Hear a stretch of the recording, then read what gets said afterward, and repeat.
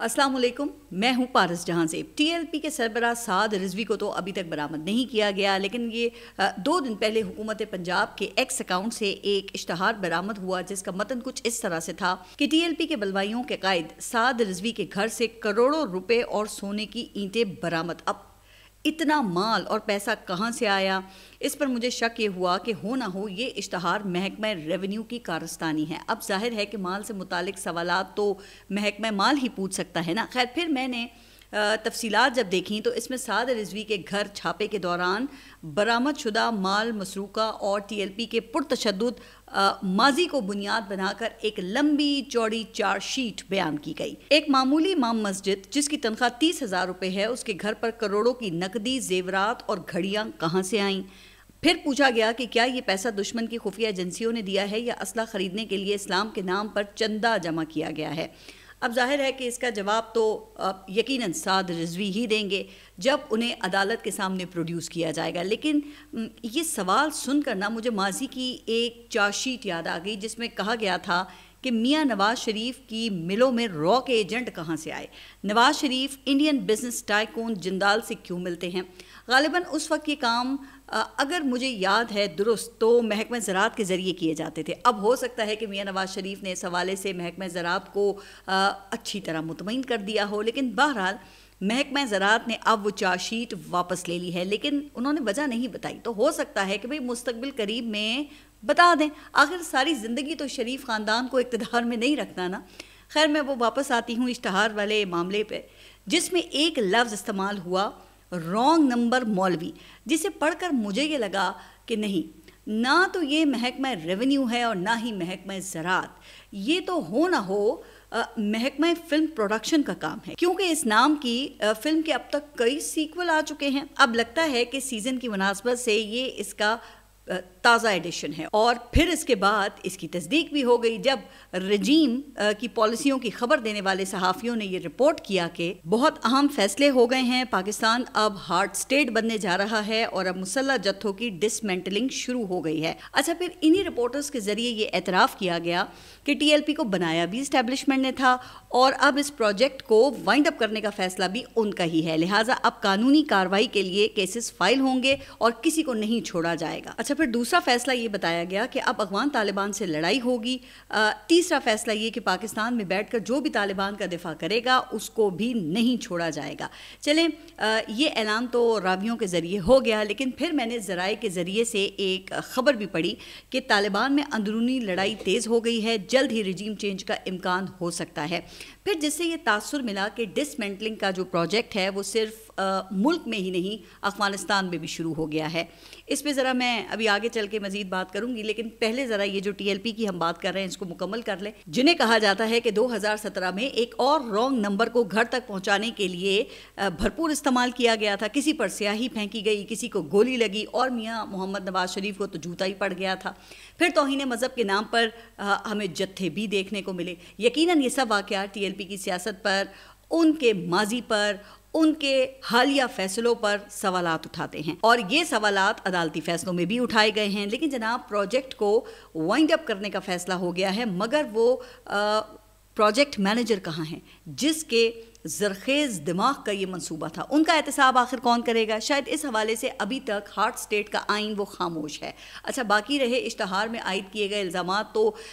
ऐसे सवालात तो आपको पता है कि पहले भी मुल्की आला अदलिया पूछ चुकी हैं, जिस पर टीएलपी का एक ही जवाब आया है कि चंदा देने वालों से शनाख्ती कार्ड की कॉपी नहीं ली जाती है। अब अगर हुकूमत ने वक्ती ज़रूरत के तहत कोई ऐसी एक्सरसाइज करनी है तो कर ले। हो सकता है कि कुछ अफराद जो हैं वो नरगे में आ भी जाए, लेकिन बताया ये जाता है कि इससे मजमूई तौर पे कोई फ़र्क नहीं पड़ेगा। वो आपने देखा ना कि जिस तरह वो तरबूज के सीज़न में आप मार्केट जाते हैं तो सेल्समैन गिरदान पढ़ रहा होता है कि जो भी काटो लाल है लाल है। तो आपको पता है ना कि मुल्क में मौजूद पीरों, फ़कीरों, सज्जादा नशीनों और ख़तीबों की अक्सरियत का भी यही हाल है, इल्ला माशाल्लाह। जिसके घर पर छापा मारेंगे अकीदत का ऐसा ही माल मसरूका बरामद हो जाएगा। चूँकि सदियों से अकीदत का कारोबार ये करेंसी और सोने में ही तो होता आया है, जो जारी रहेगा जब तक अकीदतमंदों की सोच में तब्दीली नहीं आएगी, जो जाहिर है कि फिर शऊर से ही आएगी, डंडे से तो कभी नहीं आ सकती है। और वैसे भी सबसे बड़े डंडा पीर को तो इस कारोबार अकीदत पर کبھی اعتراض ہی نہیں ہوا۔ آخر ایسے اتحادیوں پر کون ہاتھ ڈالتا ہے جو بوقت ضرورت عوام کو مذہب کی ڈوز دے کر سلانے اور جگانے کا فریضہ سر انجام دیتے ہیں۔ اب سعد رضوی کی تو بدقسمتی ہے کہ وہ غلطی سے رانگ سائٹ پر چلے گئے، ورنہ وہ بھی اس واقعے سے پہلے رائٹ نمبر ہی ہوا کرتے تھے۔ ایسے میں اب کئی اور بھی ہیں جو کام تو رانگ کرتے ہیں لیکن ریاست کی رائٹ سائٹ کے اوپر کھڑے ہوئے ہیں۔ اس لیے مسئلہ رائٹ اور رانگ کا نہیں، طاقت اور ضرورت کا ہے۔ وہ انصاف کا زرعی اصول ہے نا کہ انصاف نہ صرف ہونا چاہیے بلکہ ہوتا ہوا نظر بھی آنا چاہیے، لیکن لگتا ہے کہ ہارٹ سٹیٹ میں اس کا مطلب ہی تبدیل ہو گیا ہے۔ اب یہ کہا جاتا ہے کہ طاقت کا استعمال نہ صرف ہونا چاہیے بلکہ ہوتا ہوا نظر بھی آنا چاہیے، اور اس کا سامنا پاکستان تحریک انصاف کہتی ہے کہ وہ اور عمران خان گزشتہ 3 سالوں سے کر رہے ہیں۔ اچھا، اس حوالے سے اپنے ایکس اکاؤنٹ پر جاری تازہ بیان میں عمران خان کا کہنا یہ ہے کہ ماضی کے ڈکٹیٹرز کے ادوار میں بھی ظلم و ستم کی تاریخ رقم کی گئی، مگر عاصم منیر نے ہر حد عبور کر لی ہے۔ 2 سال میں پاکستان میں سویلینز کے قتل عام کے 4 بڑے واقعات ہوئے، جن میں پہلا 9 مئی، دوسرا 26 نومبر، تیسرا آزاد کشمیر اور چوتھا مرید کے قتل عام ہے۔ اس کے بعد عمران خان کہتے ہیں کہ سب سے زیادہ باعث تکلیف بات یہ ہے کہ ان تمام واقعات میں کوئی بیرونی دشمن نہیں بلکہ اپنی ہی پولیس، رینجرز اور پیرا ملٹری فورسز کے ہاتھوں اپنے ہی ہم وطنوں کو بے دردی سے شہید کیا گیا، جو سوشل میڈیا پر گردش کرنے والی ویڈیوز سے ثابت ہے۔ اچھا، پھر وہ یہ کہتے ہیں کہ مجھے اس بات کا بھی دکھ اور افسوس ہے کہ قتل عام کے جتنے بھی واقعات ہوئے نہ ہی اس پر کوئی جوڈیشل کمیشن بنا اور نہ ہی کوئی انکوائری ہوئی اور نہ ہی ذمہ داران کو سزا سنائی گئی ہے، جس کے بعد انہوں نے مرید کے واقعے پر جوڈیشل کمیشن بنانے کا مطالبہ کیا اور کہا کہ اس کمیشن میں خاص طور پہ آئی جی پنجاب عثمان انور اور آئی جی اسلام آباد ناصر رضوی کو تحقیقات میں شامل کیا جائے۔ پھر عمران خان نے پارٹی کو ہدایت دی کہ خیبر پختونخوا کی حدود میں آئندہ جمعے کی نماز کے بعد انکوائری کے مطالبے پر احتجاج کرے، جس میں دیگر جماعتوں کو بھی دعوت دیتے ہوئے کہا کہ اگر اس بربریت کو نہ روکا گیا تو باری باری سب کی باری آئے گی۔ اب پتہ نہیں کہ باقی جماعتیں جو ہیں وہ اس پر کیا جواب دیتی ہیں، لیکن مجھے کسی مشترکہ احتجاج کا امکان تو نظر نہیں آ رہا۔ شاید ہر کسی کو یہ ڈر ہے کہ ایسا کرنے کی صورت میں کہیں وقت سے پہلے ہی رانگ نمبر نہ لگ جائے، لیکن عمران خان کے جو اوپننگ بیٹسمین ہیں لگتا ہے کہ ان کو اس کی فکر نہیں ہے۔ میں بات کر رہی ہوں سہیل آفریدی کی، جن کو عمران خان نے خاص طور پہ مخاطب کیا اور یہ کہا کہ سہیل آفریدی کو خصوصی پیغام دینا چاہتا ہوں کہ وہ میرا اوپننگ بیٹسمین ہے، لہٰذا اسے کھل کر کھیلنا چاہیے۔ پھر جس کا مظاہرہ سہیل آفریدی نے کیا بھی، چارج سنبھالتے ہی پہلا شاٹ کھیلا اور آئی جی خیبر پختونخوا کو طلب کر لیا ہے، یہ پوچھنے کے لیے کہ پاکستان تحریک انصاف کی کارکن صنم جاوید کے اغوا کیس کا کیا بنا، انہیں پشاور سے اغوا کر کے کس طرح سے کوٹ لکھپت جیل لاہور لے جایا گیا۔ اب دیکھتے ہیں کہ آئی جی صاحب اس کا کیا عذر پیش کرتے ہیں، چونکہ رپورٹڈلی خیبر پختونخوا میں موجود فیڈرل بیوروکریسی وفاق سے کنٹرول ہوتی ہے، جہاں پہ حکم پھر محسن نقوی صاحب کا چلتا ہے۔ اب سہیل آفریدی کے ساتھ یہ نظام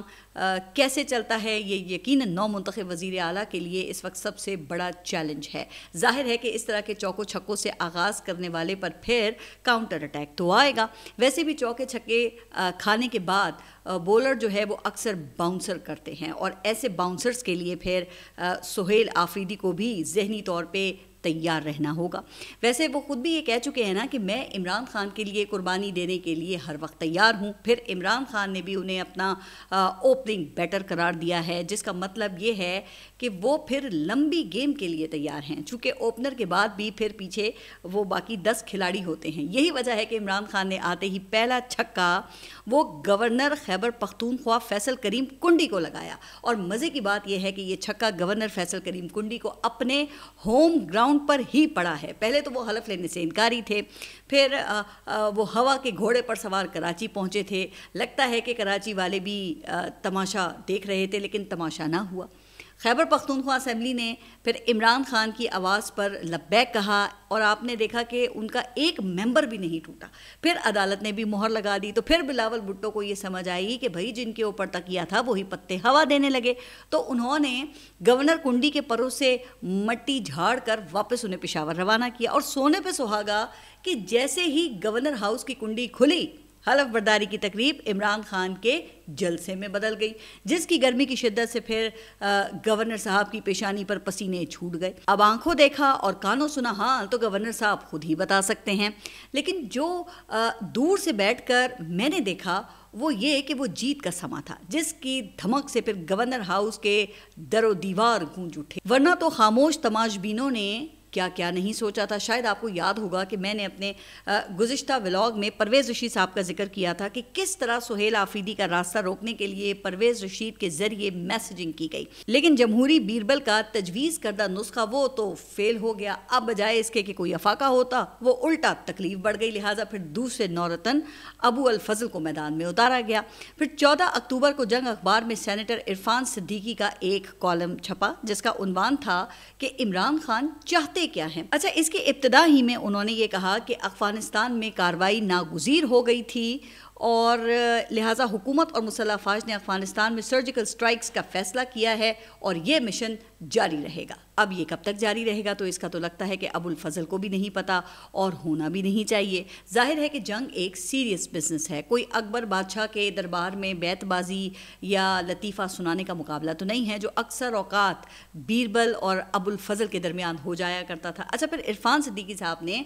ایک کیس بلڈ اپ کیا اور کہا کہ عمران خان نے خیبر پختونخوا میں ایک ایسی متوازی حکمت عملی کا فیصلہ کیا ہے جو حکومت اور فوج کے اہداف سے متصادم ہے۔ تو اب وہ کون سے اہداف ہیں، تو اس کا جواب دینے کے بجائے عرفان صدیقی صاحب نے اپنی زبردست ادبی صلاحیتوں کا مظاہرہ کرتے ہوئے ماضی کے کچھ واقعات کی قصہ گوئی کی، الفاظ کا ایسا مد و جزر برپا کیا کہ یوں لگا جیسے کہ عمران خان سے بھائی کوئی بہت ہی بڑی خطا ہو گئی ہے۔ عرفان صدیقی صاحب کہتے ہیں کہ عمران خان ایک بار پھر تاریخ کی غلط سمت جا کر کھڑے ہو گئے ہیں۔ جب میں نے یہ پڑھا تو کہا کہ لو جی آ گیا رانگ نمبر کا ایک اور سیکول، اور پھر ایسا ہی معاملہ نکلا۔ عرفان صدیقی صاحب نے یہ سوال اٹھایا کہ عمران خان نے یکا یک علی امین گنڈا پور کو کیوں ہٹایا اور ان کی جگہ ایسے نوجوان کو کیوں لے کر آئے جو آپریشن کی مخالفت کرتا ہے۔ پھر گمان کی بنیاد پر الزام لگایا کہ وہ جنگجوؤں کو اپنی سیاسی طاقت سمجھتا ہے۔ اب دو باتیں تو عرفان صدیقی صاحب کی درست ہیں کہ سہیل آفریدی ملٹری آپریشنز کے خلاف ہیں اور نوجوان بھی ہیں، لیکن یہ جنگجوؤں کو سیاسی طاقت سمجھنے والی بات وہ سمجھ نہیں آئی، کیونکہ منتخب ہونے کے بعد سہیل آفریدی نے اپنی جو پہلی تقریر ہے اس میں یہ کہا تھا کہ میں سب سے پہلے پاکستانی اور پھر پختون یا قبائلی ہوں، جبکہ حلف میں بھی وہ پاکستان کے مفادات کی تحفظ کی قسم کھا چکے ہیں۔ تو پھر سوچنے کی بات ہے نا کہ آخر ان الزامات کی وجہ کیا ہے۔ لیکن جب وہ گورنر ہاؤس میں حلف برداری کی تقریب ہوئی نا تو عرفان صدیقی صاحب کا پھر سارا مسئلہ سمجھ میں آ گیا۔ مسئلہ یہ ہے کہ سہیل آفریدی نے آئی ایس ایف کے تجربے کی بنیاد پر اپنی پہلی تقریر میں یہ کہا تھا کہ میں احتجاج کرنا بہت اچھی طرح سے جانتا ہوں۔ پھر آپ نے یہ دیکھا کہ ان کی حلف برداری کی تقریب میں I S F four front پر موجود تھی، نظر آ رہی تھی نا۔ پھر سہیل آفریدی کے ساتھ ان کے تعلق کو دیکھ کر یہ بھی تاثر ملا کہ پاکستان تحریک انصاف کا اسٹوڈنٹ ونگ وہ متحرک ہو گیا ہے، اس لیے حکومت کو خطرہ ہے کہ کہیں اسٹوڈنٹس احتجاج نہ شروع کر دیں، جس سے خبردار کرنے کے لیے پھر عرفان صدیقی صاحب نے وارننگ شاٹ پھینکا، لیکن کندھا وہ D G I S P R کا استعمال کیا۔ انہوں نے کہا کہ جنرل احمد شریف نے کہا تھا کہ ایک فرد دہشت گردی واپس لایا، لہٰذا ریاست عوام کو اس کے فیصلے اور اس کی خواہش پر نہیں چھوڑ سکتی۔ اچھا جی، ویسے جن کے پاس عوام کا مینڈیٹ ہے، اگر اس کے فیصلے پر عوام کو نہ چھوڑا جائے تو کیا عوام کو آپ کی خواہش اور آپ کے فیصلوں پر چھوڑا جائے؟ جن کے پاس نہ مینڈیٹ ہے اور نہ ہی فیصلوں کا اختیار، لیکن خواہش یہ ہے کہ اقتدار کا مشن وہ جاری رہے۔ پھر عرفان صدیقی صاحب نے صرف خدشے کی بنیاد پر ایک شوشہ چھوڑا کہ عمران خان دہشت گردوں کی محبت میں خود بھی ایک خوفناک جنگی مہم کے قریب پہنچ چکے ہیں، جس کے بعد پھر عمران خان نے رجیم کی جانب سے اس پروپیگنڈے کا جواب دیا۔ انہوں نے اپنی ایکس پوسٹ میں کہا کہ پالیسی اختلاف پر ریاست مخالف کا لیبل لگانے والوں کی دکان بند ہونی چاہیے۔ اب خان صاحب کو کیا پتا کہ اگر یہ دکان بند ہو گئی تو پھر ابو الفضل اور بیربل وہ کیا کریں گے، کیونکہ اصولوں کا ایندھن تو کب کا جلا کر ختم کر چکے ہیں۔ اب سیاسی وجود میں صرف قبولیت کا کرنٹ بچا ہے جو کسی بھی وقت ختم ہو سکتا ہے۔ بہرحال عمران خان نے اس بات کو واضح کیا کہ ہم D G I S P R کو نہیں، خیبر پختونخوا کی عوام کو جواب دہ ہیں۔ انہوں نے کہا کہ میری فوج سے کوئی دشمنی نہیں ہے، فوج بھی میری ہے، ملک بھی میرا ہے اور عوام بھی میری ہے۔ مجھے افسوس ہوتا ہے جب دہشت گردی کی جنگ میں فوج کے سپاہیوں کا خون بہتا ہے، مگر اس کے باوجود بد امنی قائم رہتی ہے اور دونوں طرف ہمارے لوگ مارے جاتے ہیں۔ پھر دونوں اطراف کی وضاحت کی گئی کہ ایک طرف سیکیورٹی سیکیورٹی فورسز اور دوسری طرف عام لوگ جو کولیٹرل ڈیمیج کا نشانہ بنتے ہیں، جس کے لیے پھر انہوں نے دوبارہ افغانستان سے مذاکرات پر زور دیا. لیکن اس کے بعد پھر ہم نے یہ دیکھا کہ افغانستان کی طالبان حکومت کے ساتھ جو جھڑپیں ہیں اس میں تیزی آ گئی. کابل اور قندھار میں ایئر سٹرائکس بھی ہو گئیں اور حکومتی وزیر افغانستان کو وہ تہس نہس کرنے کی دھمکیاں دینے لگے، جس کے بعد پھر عمران خان نے ایک تازہ پوسٹ میں یہ کہا کہ تاریخ سے ثابت ہوتا ہے کہ ڈکٹیٹرز کبھی بھی امن نہیں لا سکتے کیونکہ انہیں ملٹری سولوشن کے علاوہ کوئی حل نظر نہیں آتا. اس حوالے سے ان کے مطابق یحییٰ خان سمیت تمام ڈکٹیٹرز کی مثالیں ہمارے سامنے موجود ہیں جبکہ یہ معاملات سیاستدان معاملہ فہمی سے حل کرتے ہیں. پھر انہوں نے پیشکش کی کہ اگر ان سے نہیں ہوتا تو مجھے پیرول پر رہا کیا جائے تاکہ دیر پا امن کے قیام اور افغانستان سے تنازع کے حل کے لیے میں اپنا کردار ادا کروں. تو کیا ایسا ممکن ہے؟ تو جناب فی الحال تو ایسا ہوتا دکھائی نہیں دیتا، چونکہ کہا یہ جا رہا ہے کہ رجیم انہیں رانگ نمبر بنا کر پیش کر رہی ہے. اب جب سے یہ وزیر اعلیٰ کی تبدیلی کے عمل کا آغاز ہوا ہے اور افغانستان کا جو ایشو ہے وہ آپ نے دیکھا کہ اٹھا ہے، تو عمران خان کے خلاف چارج شیٹ میں دہشت گردوں کی حمایت والا نقطہ وہ سب سے اوپر آ گیا ہے. اچھا، ایسا نہیں ہے کہ صرف عمران خان ہی افغانستان کے ساتھ مذاکرات کی بات کر رہے ہیں. مولانا فضل الرحمان نے تو یہاں تک کہا ہے کہ افغانستان کے ساتھ جنگ میں قوم متحد نہیں ہے، لیکن حکومت نے ان پہ ریاست مخالف ہونے کا کوئی لیبل نہیں لگایا. وہ اب بھی رائٹ نمبر ہیں کیونکہ حکومت کے لیے 26ویں آئینی ترمیم سے لے کے سہیل آفریدی کے انتخاب تک وہ تاریخ کے درست سمت میں کھڑے ہیں. اچھا، پھر مفتی تقی عثمانی کا موقف بھی آیا اور وہ بھی رائٹ نمبر ہیں. ان کے مطابق افغانستان کی جنگ امت اسلامیہ کے لیے تشویشناک خبر ہے جس پر ان کے آنسو نکل پڑے، لیکن کسی نے مفتی صاحب کے اوپر کوئی لیبل نہیں لگایا اور لگانا بھی نہیں چاہیے چونکہ وہ یہ بات بڑی دردمندی سے کر رہے ہیں. مگر کہا جاتا ہے نا کہ عمران خان کے خلاف تو دہشت گردی، کرپشن اور ذاتی زندگی سے متعلق ایسے کیسز بنائے گئے ہیں جو بنیادی اخلاقیات کی نفی کرتے ہیں. کیوں؟ کیونکہ پاکستان تحریک انصاف کہتی ہے کہ عمران خان نے طاقت کے سامنے جھکنے سے انکار کیا ہے. آپ اندازہ کریں کہ آج القادر کیس کی اپیل لگی ہے تو توشہ خانہ 2 کا جو کیس ہے وہ اپنے فیصلے تک پہنچ گیا ہے. اب ٹائمنگ کا خیال دیکھیں آپ کہ گزشتہ روز عمران خان کے وکیل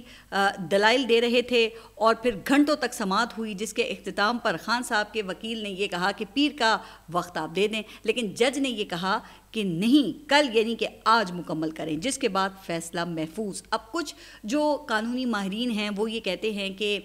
سب کو پتہ ہے کہ کیا فیصلہ آنا ہے کیونکہ توشہ خانہ سے متعلق یہ تیسرا کیس ہے. پہلا کیس جج ہمایوں دلاور نے سنا، پھر جج بشیر نے سنا، اب جج شاہ رخ ارجمند سن رہے ہیں. ویسے یہ بھی کمال ہی ہے کیونکہ قانون میں ایک جیسی فرد جرم پر ایک سے زائد بار ٹرائل نہیں کیا جاتا. اب اگر ایسا کیا گیا ہے تو پھر یہ کہا جا رہا ہے کہ نتیجہ بھی وہی ہو سکتا ہے جو کہ پہلے 2 ٹرائل کا آیا تھا. اس کے بعد پھر القادر میں ریلیف وہ دے بھی دیا گیا تو فرق نہیں پڑے گا کیونکہ قید وہ برقرار رہے گی. اب حکومتی حلقے علیمہ خان کو بھی سزا دینے کی باتیں کرنا انہوں نے بھی شروع کر دی ہے. علیمہ خان کا کہنا یہ ہے کہ میں نے 26 نومبر کے کیس میں انسداد دہشت گردی عدالت کا دائرہ اختیار چیلنج کیا تھا، لیکن اس پر فیصلہ کرنے کے بجائے میری غیر موجودگی میں فرد جرم عائد کر دی گئی. اب پتہ نہیں کہ پھر یہ کیسے ہو گیا کیونکہ فرد جرم پڑھ کر ملزم کو سنائی جاتی ہے، اس کے دستخط لیے جاتے ہیں اور اس پروسیس کے بغیر یہ پروسیس سوال ہے نا کہ کیسے مکمل ہوا، تو اس کا جواب کون دے گا. اچھا، پھر علیمہ خان کے اوپر یہ الزام ہے کہ وہ 26 نومبر احتجاج کے حوالے سے عمران خان کا پیغام جیل سے باہر لے کر آئی تھی. پھر اب ایک طرف یہ اقدامات ہیں تو دوسری طرف پھر یہ پیغام بھی کچھ تجزیہ کاروں کے ذریعے عمران خان کو دیا جا رہا ہے کہ اگر وہ سیاسی معاملات درست کرنا چاہتے ہیں تو غیر مشروط صلح کریں. اب یہ غیر مشروط صلح کیا ہے؟ تو غیر مشروط صلح یہ ہے کہ جو کہا جائے چپ چاپ مان جاؤ، چاہے وہ آئینی ترمیم ہو یا پھر مینڈیٹوری نظام کے ساتھ آن بورڈ آؤ، اپنی باری کا انتظار کرو اور پھر موج کرو. اب اس بات کا اندازہ آپ اس بات سے لگائیں نا کہ علی امین گنڈا پور تو چلے گئے ہیں لیکن ان کے سابق ترجمان بیرسٹر سیف کو اب بھی عمران خان تک رسائی حاصل ہے. اب ہو سکتا ہے کہ ان کو نئی کابینہ میں شامل کروانے کا مطالبہ کیا گیا ہو چونکہ 2 دنوں میں ان کی 2 ملاقاتیں عمران خان کے ساتھ ہو چکی ہیں جس میں بیرسٹر سیف نے افغان پالیسی پر عمران خان کے تحفظات تو بیان کیے لیکن لفظ جو ہے وہ رائٹ نمبر والے استعمال استعمال کیے ہیں۔ بیرسٹر سیف کے مطابق عمران خان نے کہا کہ 2 مسلمان ہمسایہ ممالک کے درمیان لڑائی کسی کے مفاد میں نہیں ہے۔ اچھا، پھر جب رات گئے ایکس اکاؤنٹ پر بیان جاری ہوا تو اس میں یہ جملہ بھی شامل تھا، لیکن باقی بیان میں خان صاحب کی جانب سے جنرل عاصم منیر کا نام لے کر ان پہ تنقید کی گئی، جس کا ذکر عمران خان کی بہن پھر نورین خان نے باہر آ کر کیا تھا، لیکن اس کا بوجھ ظاہر ہے کہ بیرسٹر سیف نہیں اٹھا سکے۔ خیر، اب دیکھتے ہیں کہ خیبر پختونخوا کابینہ میں کن کن لوگوں کو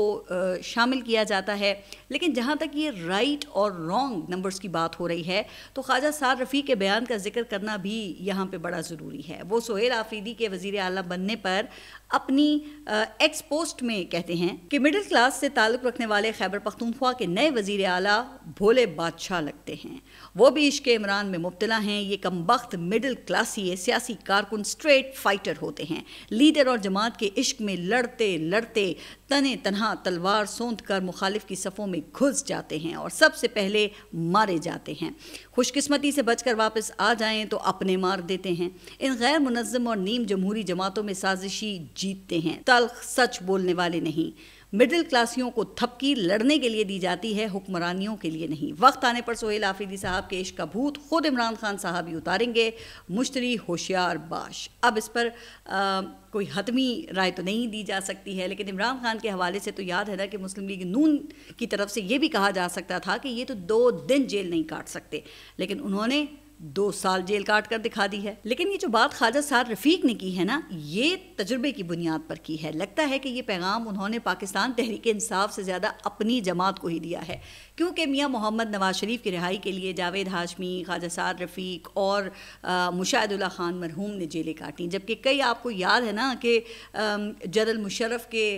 دور میں ان سے ڈیل کر کے اقامے لے کر ملک سے باہر چلے گئے تھے، اور حمزہ شہباز مشرف دور میں پاکستان میں رہتے ہوئے آزادی سے اپنا کاروبار چلاتے رہے۔ پھر جب اقتدار ملا تو جاوید ہاشمی کے بجائے چودھری نثار علی خان اپوزیشن لیڈر اور بھائی وزیر اعلیٰ پنجاب، پھر جب قربانی کا وقت آیا تو چھری مشاہد اللہ خان کی وزارت پر گری، پھر دوبارہ اقتدار ملا تو حمزہ شہباز پنجاب اور شہباز شریف مرکز میں، اس کے بعد پھر موقع ملا تو پنجاب مریم نواز اور مرکز شہباز شریف کے حوالے، اور اسی بات پر خواجہ سعد رفیق اپنی جماعت کو پہلے بھی تنقید کا نشانہ بناتے رہے ہیں، جس کی وجہ سے وہ اکثر آپ نے دیکھا ہے نا کہ زیر عتاب رہتے ہیں، لیکن وہ شرارت سے باز نہیں آتے۔ خیر، چونکہ بات جو ہے وہ ہارڈ سٹیٹ سے شروع ہوئی تھی، اور کہا جاتا ہے کہ جہاں نہ صرف طاقت کا استعمال ہوتا ہے بلکہ نظر بھی آتا ہے، تو جناب جتنا جس کے پاس اختیار ہوگا اتنا ہی وہ اپنی صلاحیت کے مطابق اسے دکھائے گا۔ تو اب گزشتہ دنوں کھاریاں کے ایک گورنمنٹ کالج کی عمارت پر پاکستان کے پرچم کے ساتھ مریم نواز کی تصویر والا جھنڈا لہرایا گیا، اور جب سوشل میڈیا کے اوپر یہ فوٹیج وائرل ہوئی تو مجاز اتھارٹی کی جانب سے کالج پرنسپل کو خانہ پوری کے لیے شو کوز نوٹس جاری کرنا پڑا۔ اب آپ اندازہ لگائیں کہ اگر ایسے رانگ، رائٹ اور آئٹم نمبرز جیسے فارمولا فلمیں چلائی جاتی رہیں تو پھر اس ملک کا تو اللہ ہی حافظ ہے۔ آپ سب اپنا خیال رکھیے، اور اگلے ولاگ تک کے لیے اللہ نگہبان۔